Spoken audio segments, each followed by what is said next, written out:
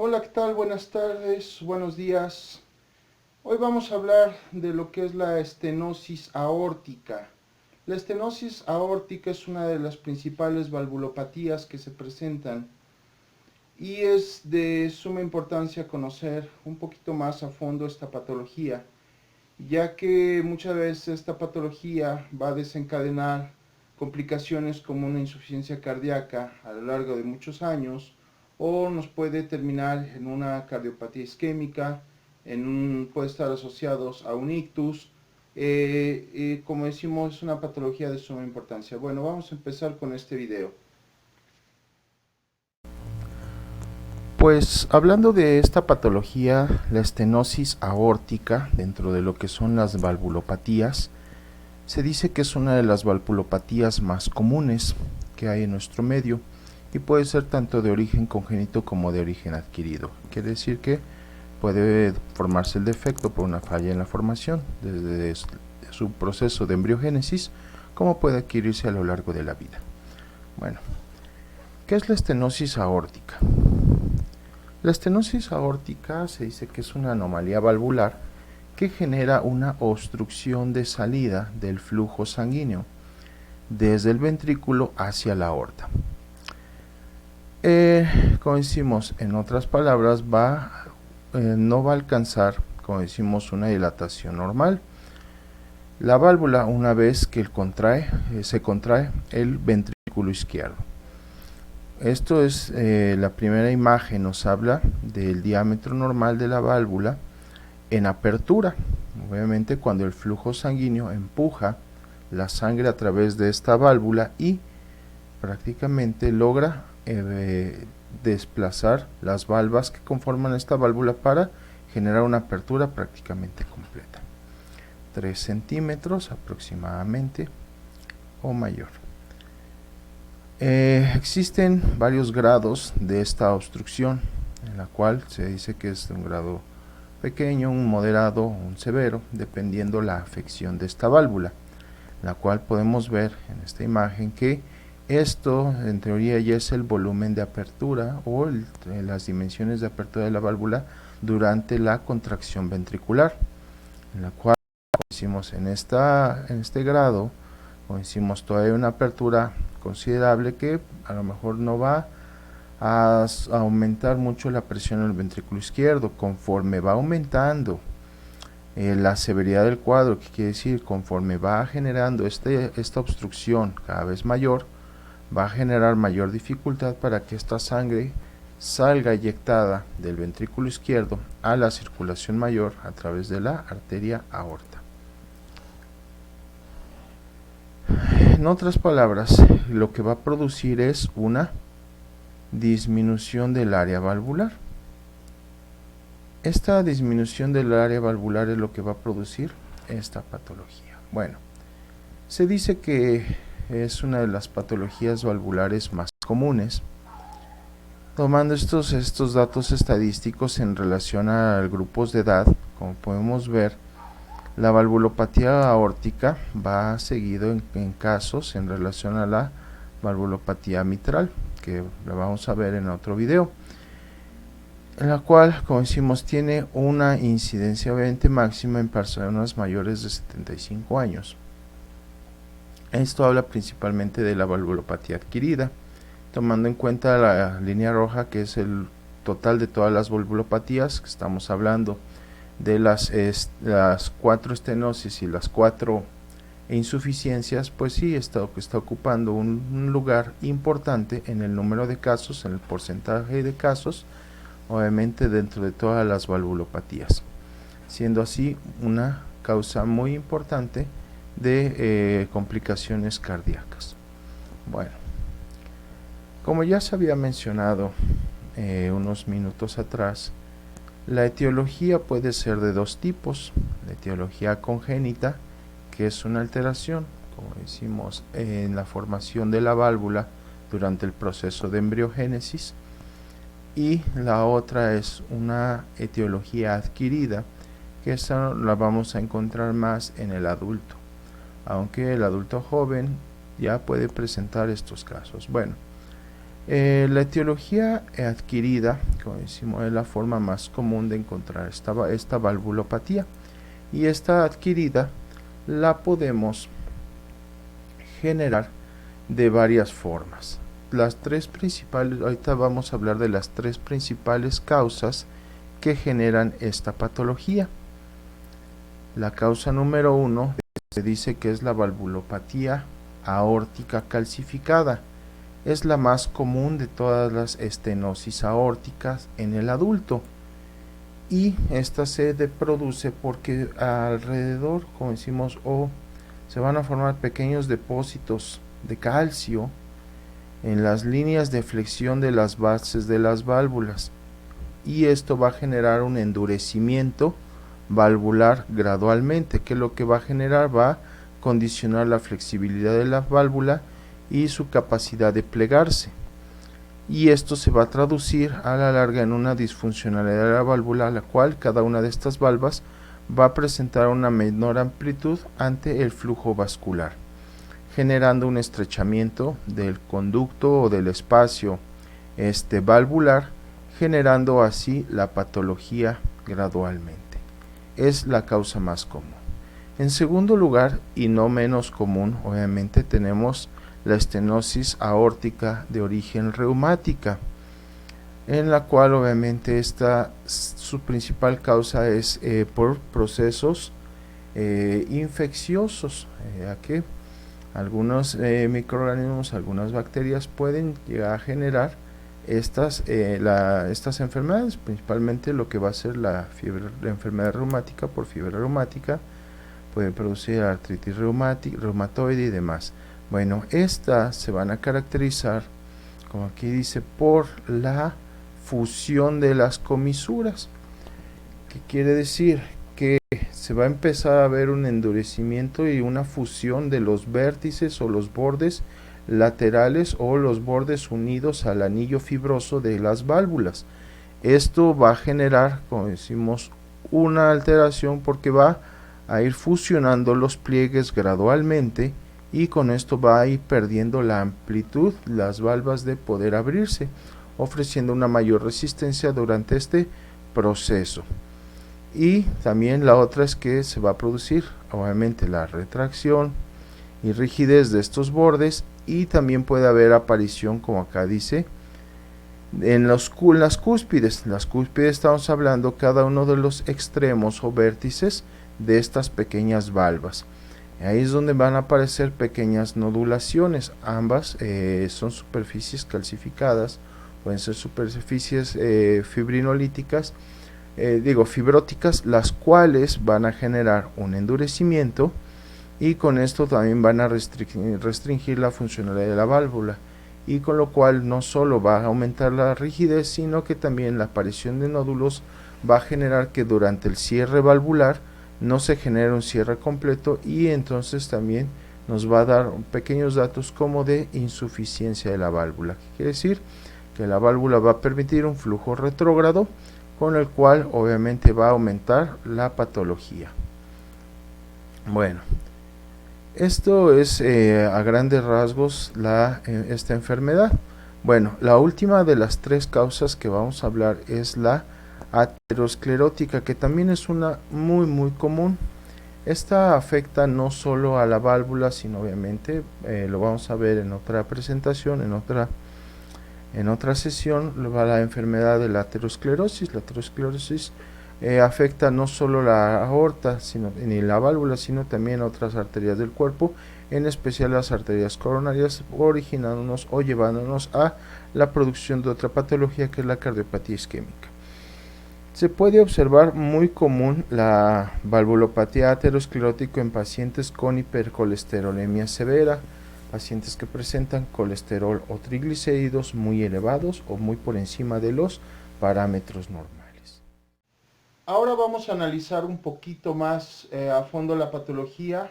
Vamos a empezar a hablar de lo que es la fisiopatología, cómo se comporta la enfermedad y el por qué llega a causar las anomalías que llega a causar, independientemente de la etiología que presente. Ahora vamos a hablar de la fisiopatología de la enfermedad, de la estenosis aórtica. La enfermedad iniciaba, como habíamos visto, por una disminución gradual del área valvular, una disfunción del área de la válvula por un engrosamiento, endurecimiento o algo que va a condicionar una pseudoobstrucción de la válvula. ¿Esto qué va a generar? Va a generar una sobrecarga en la presión sistólica del ventrículo izquierdo. ¿Por qué?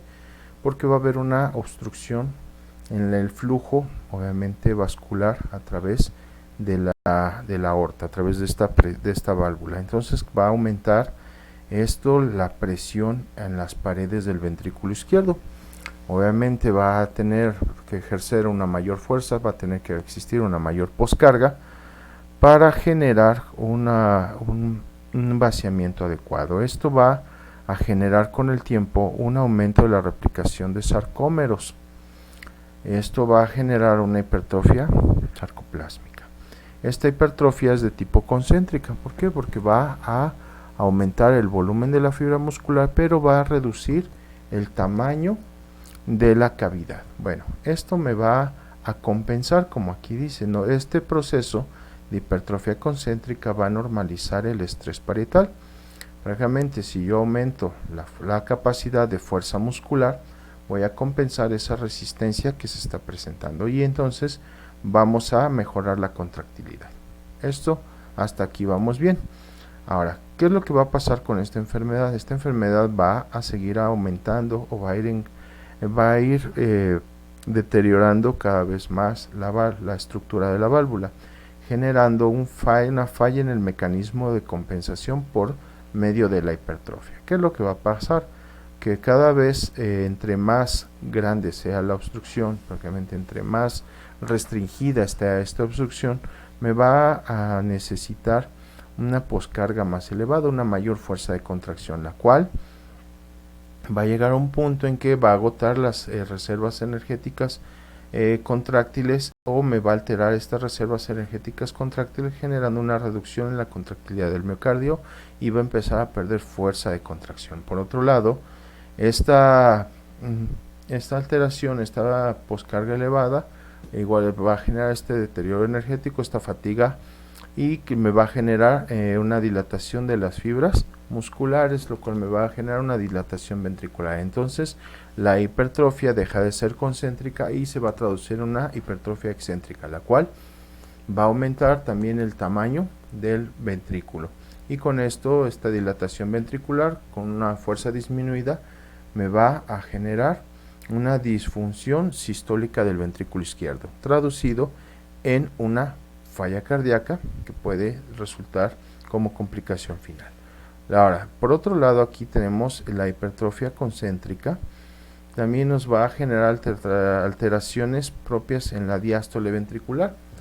Como ya dijimos, esta hipertrofia concéntrica va a reducir el tamaño de la cavidad interna del ventrículo, entonces va a tener una diástole menor, va a generar pues una disfunción diastólica, y esto me va a generar a que disminuya esta fracción de eyección, por lo cual tengamos una disfunción en la función de la bomba cardíaca, y hacia atrás de la válvula o hacia atrás de la cámara del ventrículo izquierdo va a generar una sobresaturación, obviamente, de volumen. Entonces me va a generar alteraciones en la aurícula izquierda, en la circulación pulmonar, puede generar edema pulmonar, y después puede ir complicando el corazón, parte de lo que va a ser el corazón derecho, y generarme lo que va a ser un cor pulmonar, un edema generalizado y otras patologías. Bueno, la estenosis aórtica, cuando se torna severa en sus últimos estadios, lo que me va a producir, como ya vimos, es un incremento de la masa muscular, que va a requerir mayor fuerza, mayor vascularidad y obviamente una mayor presión al final de la diástole. Todas estas funciones se van a traducir en un incremento del consumo de oxígeno, por eso se dice aquí un incremento de la demanda de oxígeno. Por otro lado, esta estenosis también va a reducir la presión de perfusión coronaria. ¿Por qué? Porque esta estenosis, como ya vimos, también va a darnos esta hipertrofia muscular, que va a traducirse en una disminución de la diástole, una disminución del llenado vascular, una disminución de la precarga, por lo cual hay una disminución del flujo vascular, generando una disminución en la presión de perfusión coronaria, y esto también va a traducirse en una reducción del flujo coronario. Entonces las arterias coronarias disminuyen la cantidad de sangre que circula a través de ellas, y otra pues también está implicado en la compresión intramiocárdica de las arterias por el crecimiento muscular. Va a comprimir las arterias que pasan entre estas fibras. Entonces esto me va a reducir el flujo coronario, generando una mayor probabilidad de una isquemia miocárdica, que es una de las principales complicaciones que se da en primera instancia por el incremento del consumo de oxígeno, y luego llega poca sangre, va a aparecer una isquemia tarde o temprano. Bueno, la complicación de estos casos es, como decimos, es a largo plazo. En la adquirida, en la congénita se puede dar a una etapa más temprana, pero bueno, en la adquirida, como decimos, puede pasar muchos años, como lo maneja esta curva de sobrevida, en la cual dice que hay un periodo latente en el cual la obstrucción no va a condicionar, como decimos, al paciente. Se va a mantener en condiciones aparentemente normales, funcionales, el corazón compensando con la hipertrofia sin mayor problemas. El problema es que va a llegar a un punto en que esta curva va a caer, porque la sobrevida se va a empezar a elevar por la aparición de las complicaciones, por los mecanismos que ya vimos, por el mecanismo de la hipertrofia más el mecanismo de la hipoperfusión, lo cual me está generando un cuadro de angor pectoris, un cuadro de sincopado, o nos puede tener una falla cardíaca.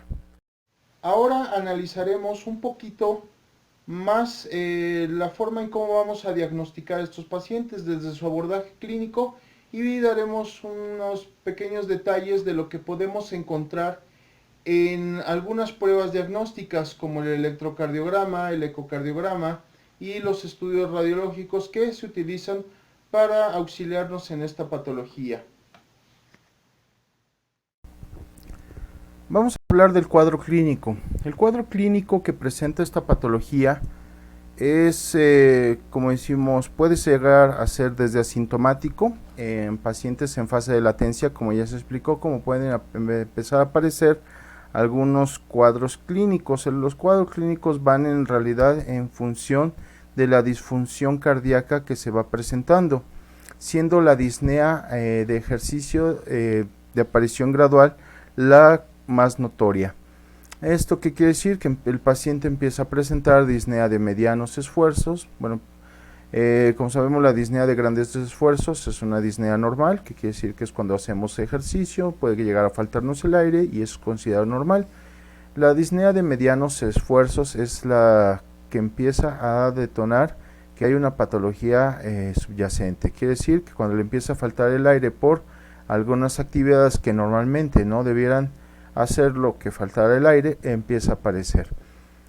Bueno, esta disnea puede ser un reflejo de la insuficiencia cardíaca, como ya se vio en la fisiopatología, producido por la hipertrofia concéntrica y después excéntrica que se va presentando.